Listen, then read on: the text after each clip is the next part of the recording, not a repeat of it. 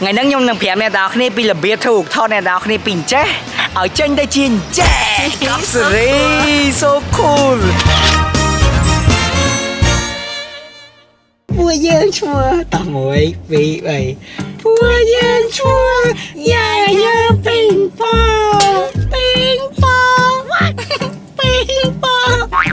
Ok, chị bảo với bà cho mẹ xua sẽ đây tặng ác đi á nhóm bụt lên Nhâm đẹp đá ở lại dương nơi nè Dương nơi Pronat niri som angka Dương mà ca thiên màn bóng Min tê Dương mà thấy ở người ní Dương màu ping pong Ping pong Ôi hình bay tê đã miếng Này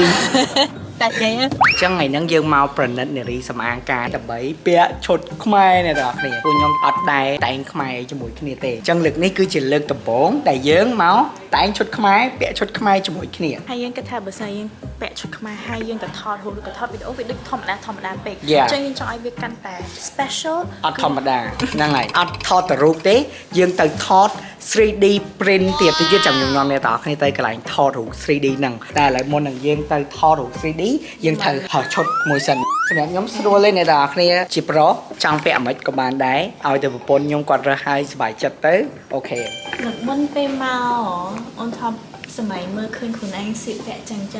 តែអត់បានស្លៀកចឹងទេ កម្មទៅពួកខ្ញុំចង់ពាក់ឈុតទាំងអស់នេះខ្លាំងមែនតើអ្នកទាំងអស់គ្នាសារតែពេលដែលយើងពាក់ឈុតដែលមានភ្លឹបភ្លេរំយោលច្រើនហ្នឹងវាមើលខាងក្រៅស្អាតប៉ុន្តែពេលដែលថតជា 3D print មកវាមើលមកវាអត់សូវច្បាស់ហ្នឹងហើយអញ្ចឹងវាអត់សូវស្អាតគេអត់ recommend ឲ្យយើងថតអញ្ចឹងហើយមិនយើងរើសឈុតខ្មែរដែរប៉ុន្តែយើងរើសឈុតការសម័យលង្វើហ្នឹងហើយតាមដែលអ៊ីគាត់បញ្ជាក់ប្រាប់មិញហ្នឹងសំខាន់ទៅថត 3D លើកទី1ក្នុងឆាកជីវិតដែរអត់ អត់ហ្នឹងហើយបើមិនអត់ដែរមាននៅខ្មែរអញ្ចឹងលើកទី1 Yes ហ្នឹងហើយបើសម្រាប់ខ្ញុំវិញមិនអីក៏បានឲ្យតែទី1ជួយទី1គាត់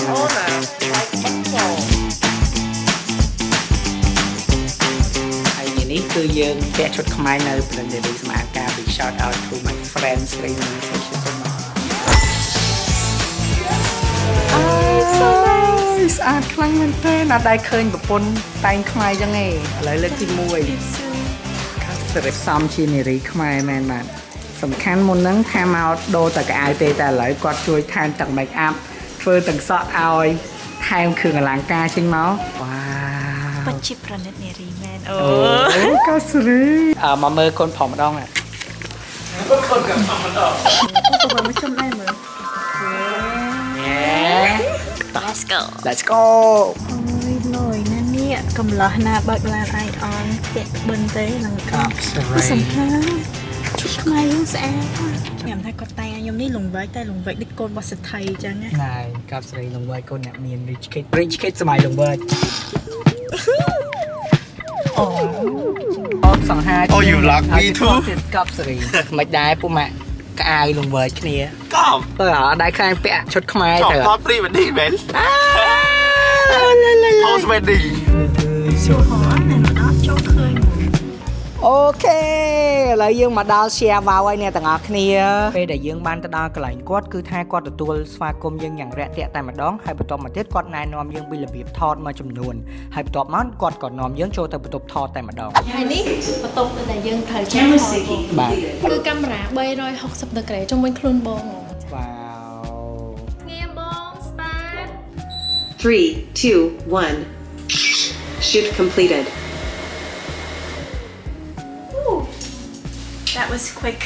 និយាយទៅគឺទៅនៅមែនតើគ្រាន់តែថតមកផ្លែសោះហើយពេលដែលយើងថតហើយគេឲ្យយើងមើលរូបសិនថាតើរូបនឹងច្បាស់អត់យើងជួយចិត្ត style នឹងអត់ពេលដែលយើងអត់ពេញចិត្តយើងអាចសុំគេថតម្ដងទៀតបានហើយនៅពេលដែលយើងឃើញរូបដែលយើងស្អាតពេញចិត្តហើយគឺហើហ្នឹងទៅគេនឹង print ជា 3D model មកឲ្យយើងពេលដែលយើងថត 3D model ហើយគ្រាន់តែយើងចង់បានអានេះគាត់មាន package ដែលរួមតម្លៃមួយហ្នឹងចូលគ្នាហ្មងអញ្ចឹងព័ត៌មានបន្ថែមគាត់នឹងរីករាយណែនាំដល់អ្នកទាំងអស់គ្នាអូខេអ្នកទាំងអស់គ្នាអញ្ចឹងឥឡូវយើងថតចប់ហើយអញ្ចឹងចាំប្រហែលជា10ទៅ5-10ថ្ងៃទៀតយើងទទួលបាន 3D model របស់យើងអញ្ចឹងចាំមើលថាតើ 3D model របស់យើងចេញមកវាអែមប៉ុណ្ណាតោះចាំមើលទាំងអស់គ្នា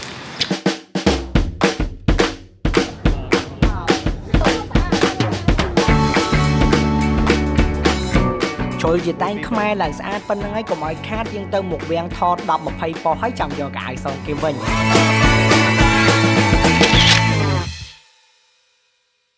អូខេអ្នកទាំងគ្នាចឹងឥឡូវ4-10ថ្ងៃក្រោយមកចឹងថ្ងៃនេះយើងនៅ Calendar Mall ហើយយើងមកយកជាមួយនឹង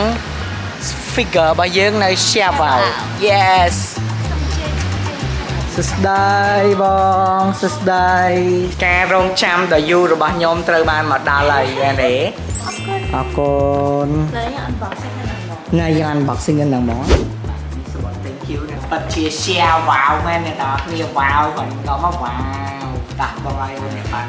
ចាតែរូបយើងវាជាយ៉ាងណាមានរូបមួយស្លឹកពីលើទៀតដែរបាក់អូเลยกล้าใส่กันรักนี่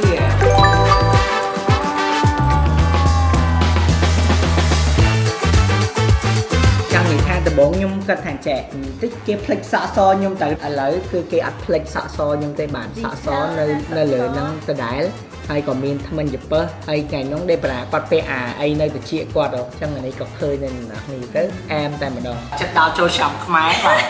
ជើងគាត់ដាក់អានេះមករីករាយប៉ុនចូលឆ្នាំខ្មែរអញ្ចឹងយើងដាក់មកអញ្ចឹងមកត្រូវបណ្ដោយបងចង់សាក់ដល់ភ្លើងអូមែន1 2 3អូតាដាលយមែនតើអ្នកនរគ្នាទៅដាក់មកមួយឈុតចង់លើកហ្មងឥឡូវយើងមាន figure រូបយើងហើយមានអាមិនដែរវីនេះគឺជាបទពិសោធន៍លើកដំបូងរបស់យើងតែម្ដងមានរូបខ្លួនឯងជា 3D model យកមកដាក់តាំងនៅផ្ទះអញ្ចឹងបើសិនជាអ្នកនរគ្នាចាប់អារម្មណ៍ចង់ធ្វើ 3D model យកទៅដាក់តាំងនៅផ្ទះធ្វើជាកាដូជូនមនុស្សជាទីស្រឡាញ់យើងចង់ធ្វើឲ្យលើសពីធម្មតាយើងមកថតជា 3D print មកហ្នឹងហើយថតរូបបែបសម័យថ្មីអញ្ចឹងបើសិនអ្នកនរគ្នាចាប់អារម្មណ៍ចង់ធ្វើ 3D scan ចង់ print ជា 3D figure ដែរអ្នកនរគ្នាអាចមក share vào បានបាទហ្នឹងហើយគាត់មានសេវាកម្មមាន package ច្រើនមែនតើចាំសួរពួកគាត់ខ្លួនឯងទៅខ្ញុំរៀបរាប់អត់ទេអូខេមកសាក់ធ្វើមកលយខ្មែរយើងឥឡូវលយមែនតើហើយកុំភ្លេចជួបពួកយើងនៅក្នុងវីដេអូក្រោយទៀតបាយបាយ